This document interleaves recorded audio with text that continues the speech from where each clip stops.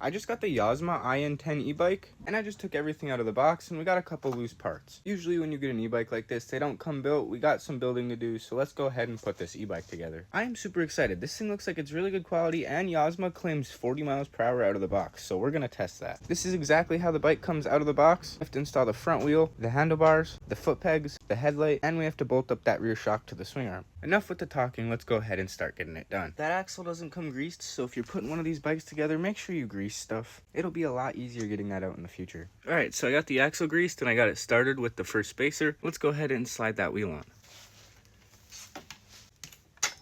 Second spacer. And then we can go ahead and screw the nut on and tighten that axle.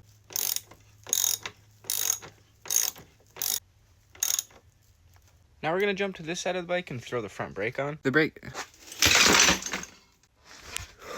Alright, I take it back. The bike is fine. There's not even one scratch. But we're going to bolt up that rear shock so we could put this thing on the kickstand before we finish putting it together. Let's go ahead and pull the shock bolt out and let's grease that and shove it back in. You know, with the shock, of course.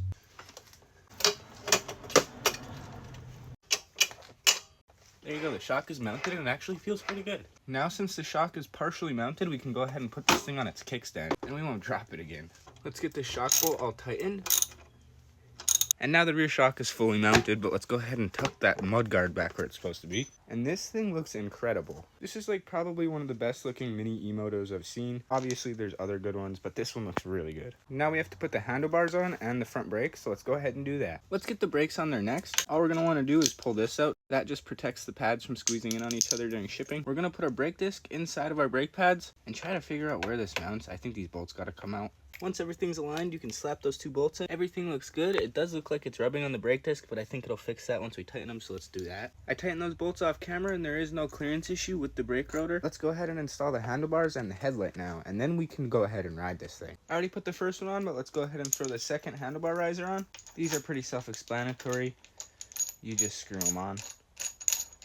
Now for the handlebars, so let's go ahead and pull the caps off for the handlebar risers. The manual says before we put the handlebars on, we have to take this bracket off and install the front number plate and the headlight, so I guess let's do that first. So I kind of got in the zone and skipped a section. I got the headlight mounted to the number plate bracket, and both still need to be tightened, but we're going to do that in a little bit. Let's throw this throttle on. I just realized this is also like a surround throttle, which is amazing. It's really snappy. I'll show you guys in a little bit, but let's go ahead and chuck this on the handlebars. I should have did this before I put the handlebars on, but let's see if we could squeeze it on. I'm not going to lie, I put the phone down for a second and I got a little into building this thing. We got the headlight properly mounted. We got the throttle and the brake on. We got the tiny little bar pad on that they provide, and it has to be zip tied on, so that's kind of... And then we have everything else adjusted.